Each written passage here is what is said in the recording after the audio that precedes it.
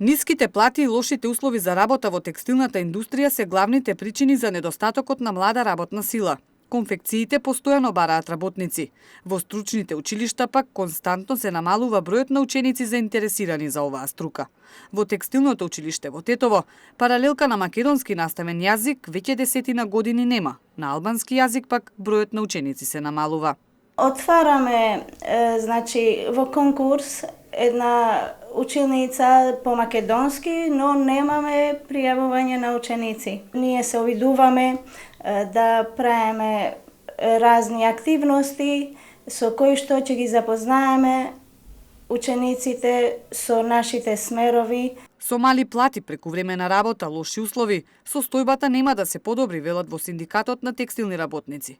Работодавачите мора да преземат мерки, во спротивно ќе нема млада работна сила. Текстилната индустрија е една од потешките гранки за работа, не е толку лесна, а и самите газди се вплеткаја во сопствената мрежа, не давајќи и не сакајќи да им исплатат плати онолку колку што би можеле да им исплатат, тие се најдоа во една состојба да младите повеќе не доаѓаат и не се заинтересирани, бидејќи работаат 70% од фирмите работат во многу лоши услови. Стручните училишта и покрај воведувањето на нови и поатрактивни смерови не успеваат да ги вратат учениците.